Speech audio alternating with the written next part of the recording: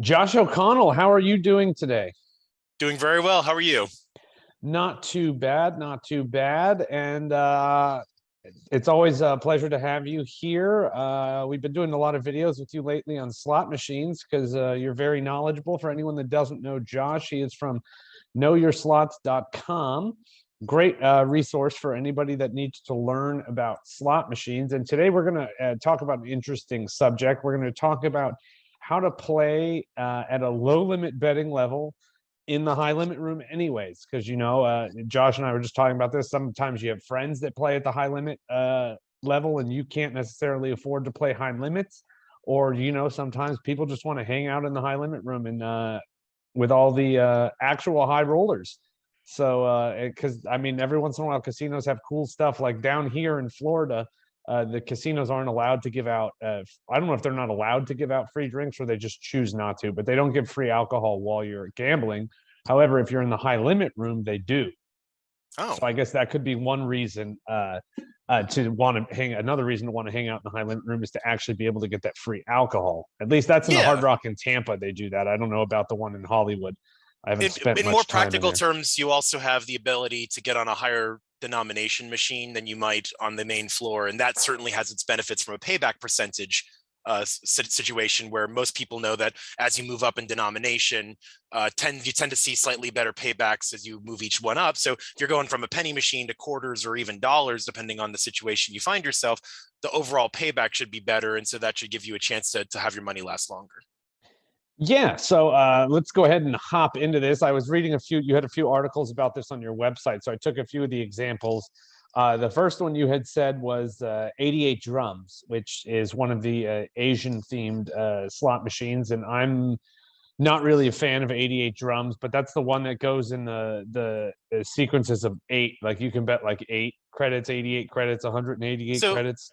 yeah, so there's a whole line of games starting with 88 fortunes, five treasures, dancing drums, double blessings, where they all have a similar betting pattern. There's actually two rows of buttons that you can choose from on there. The first one is the number of gold symbols you wish to play from 1 to 5, and then the second one is your line bet. So Mhm. if you are in a higher limit scenario, many times these machines will be set at a dime denomination. So the absolute minimum bet you can do on these machines, believe it or not, is 80 cents. One gold symbol, which is 8 credits, and times your dime denomination is 80 cents. Dancing drums is my favorite of this line of games to play because it seems to have more opportunity. The thing that's really interesting is that when you go to one gold symbol, you lose all access to the progressive. So don't think that you're going to get that grand or even that mini, because it turns all of those off. And it also changes 4 of the 5 symbols to be lower paying. So on dancing drums, for instance, you're now playing for the coins, and the coins are stacked pretty well on the reels that you can get 50x, 100x line hits just off of coins before even getting to a bonus round. And so the thing that's really nice about that is that you can, at 80 cents a spin, if you put $100 into that machine. I've done this before. I played an hour, 2 hours on these 80-cent bets because I'll get a $40 hit, a $60 hit, an $80 hit. It just keeps you going and going. And so Oh, that's it's awesome. certainly still a volatile machine. It is on any bet level to some degree. You're just playing a different sort of game at that bet level. And so for those who are trying not to spend that much, I mean, this is, in our last video, we talked about like $1 to $2. This is below that, right? 80 Uh-huh. cents is even lower. This can definitely keep you going for a long time while if you're hanging out with friends in the high limit room. Mhm. Now, the next one is the multi-denomination games, and one of them that you had mentioned was Ultimate Firelink. And Mhm. like you said, our last video, we were talking about good slot machines in the $1 to $2 a bet level. And I found one of these machines it was in the high limit room, and we have a video on that where I was playing. It was Ultimate Firelink. It was 10 cent, Mhm. and the minimum bet was $2 because I guess you'll know this better, but I believe what you said is on the penny version, it has 40 pay lines. And then once you get up to nickel and dime, I believe it drops to 20, which Drops to is where 20. where that 20, $2 per 20 coins, 20 dimes is $2. So where that bet came from. Right. Now, Yeah. And one thing I wanted to preface this with is I think there's two versions of it, because when I went into the high limit room, they had a bank of like 5 or 6 of them, and you could only bet the $2 on every other one, and then whatever the ones in between those were set. I think it was like a $5 or $6. Maybe it was $4. Maybe it was this dimes with the full 40 pay lines. But I know there was half the machines you could not bet $2. You had to bet more on. Yeah, that makes sense. I mean, the game is certainly configurable by the casino, and so they can choose what denominations. I've seen examples where they only have the penny denomination turned on, for instance. So it really is up to the casino.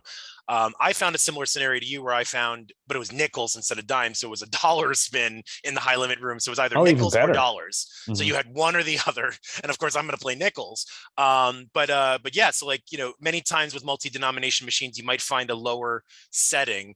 Another great example of one that has multi-denomination is there's these multi-win 7 machines by Ainsworth, for instance, where they have multiple games, but also multiple line choices and multiple denominations. And so usually you'll see them with 5, 10, or 20 lines. So you can choose how many lines, but they also have like quarter, 50 cent, and dollar denomination. So the minimum bet's $1.25 a spin, 5 lines, quarters. Of course, you could do $60 a spin on dollars if you do like a ×3 line bet. So you can get up there in the high limit room, but these machines also have a lower bet that certainly is affordable, and again on a higher denomination. So therefore, you're getting the benefit of those higher payback percentages on a quarter machine versus a penny. Yeah, the only thing I should point out, at least with the Ultimate Firelink, because that's the only one I'm familiar with, is I said this in the video. It's a double-edged sword. While you're getting a higher bet, you're betting nickels or dimes instead of pennies. Your mini and minor jackpots are going to be either 5 or 10 times higher. That's the good news. The bad news is it's going to be a bit streakier because, like I said, you got half the pay line. So it takes out a lot of the like super ziggy zaggy ones that are like way up and down. It's like bottom top, bottom top, bottom top. It takes out some of those ones. So you have less shots at winning your money back. You only got 20 shots at it instead of 40.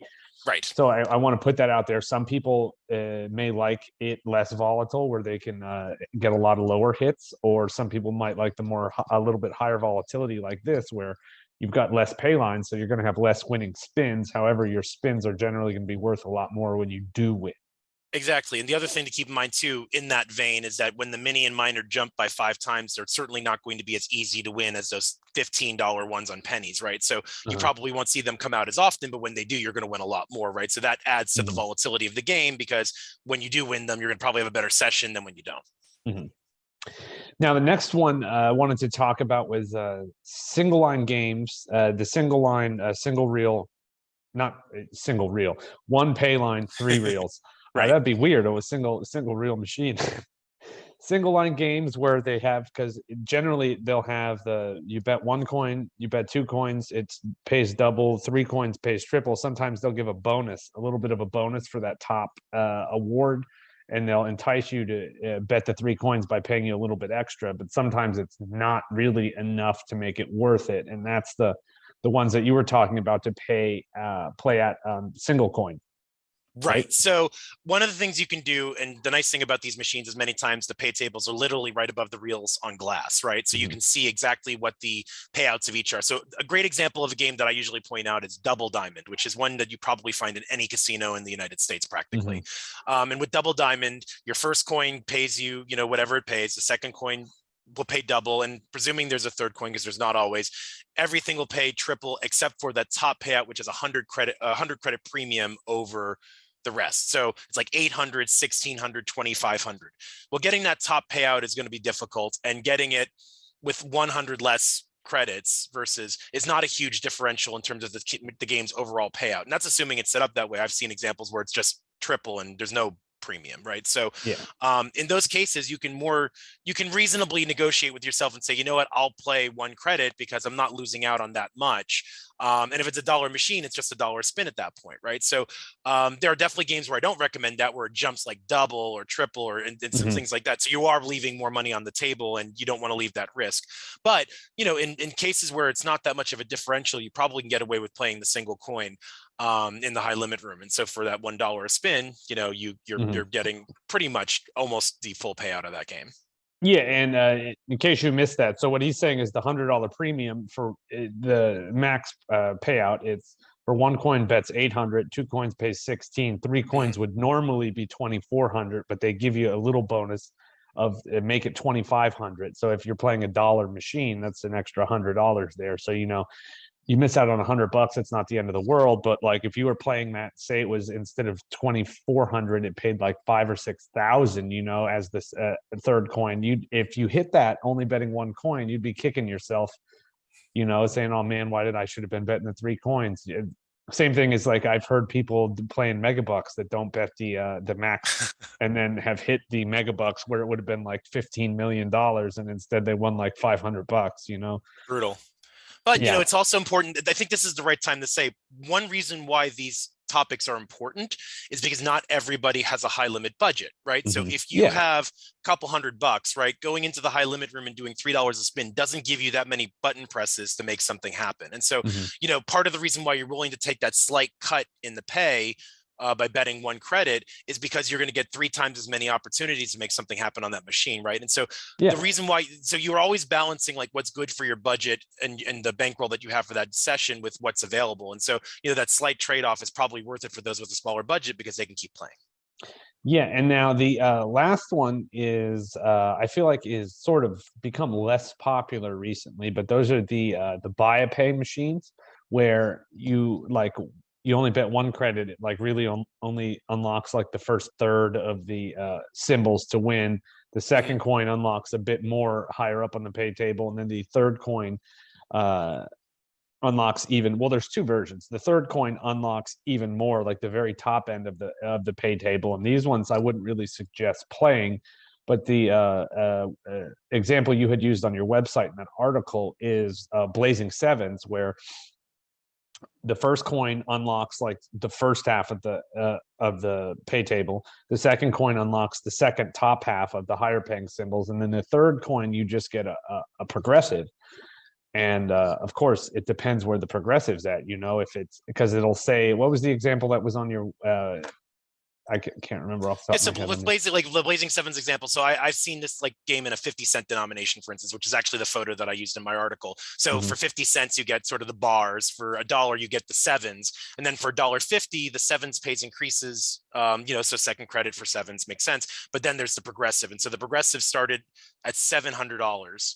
And the second coin got you a $350 win. So it's basically double. And so the only thing you're really missing out on with that increment is whatever the progressive increment was, which at the time I saw it was like $60, right? So if you're willing to give up, that extra $60, but you don't have to spend that third coin, you're now playing a dollar spin machine, right? So it's again, sometimes the progressives are built up so much that it would be very silly not to go after that progressive. But if it had just hit, the differential is so small, you're not missing out on that much. And so part of that's just looking at the machine, understanding where it is in its sort of its life, and is it the right time to bet for that progressive or not? And did you have those were the only examples that I had thought of? Did you have any other examples that you wanted to throw in here? Or I think more generally, when you look at, so many people know high limit rooms tend to be more streamlined in the options that they have. You don't have the same selection that you do on the main floor for obvious reasons. The high limit room is always a smaller room, but there's usually some sort of video slots in there. And we gave the Ainsworth example, but like maybe there'll be old IGT machines and there'll be different line counts that are available there, like 1 line, 5 lines, 9 lines. So to your point earlier, you are playing in a more volatile state because you don't have as many ways to win. But again, you're playing at a higher denomination. So when you do win on those line hits, you're going to tend to get paid better. But you can find, plenty of examples of video slot machines. Maybe they're quarters and you can do 10 lines for $2.50 or 5 lines for $1.25. And so those types of examples give you the ability to play, a video slot, at a bet that you can afford. And again, you're taking advantage of that higher payback percentage over maybe the penny version on the floor. You don't have as many lines to hit, but you do get paid better on that denomination. So video slots in general, especially the older ones, which tend to be found in high limit more often than not, are going to give you that opportunity. So being able to lower your line count is another easy way to sort of bring the bets down to your level. Yeah, I think two of the machines that come to mind when you mention that are the Bombay and the Stinkin' Rich. Yeah. Where you can go up to what is it? I think 100 lines, but you can also do like 75, 50, 25, and then 10 and 5 or something like that. So there's a lot of leeway in there. Yeah, and even more traditional games like Cleopatra, which has a 20-line max, there's usually like a 9-line button and a 5-line button. So you can also just lower your line count on a more traditional video slot like that too.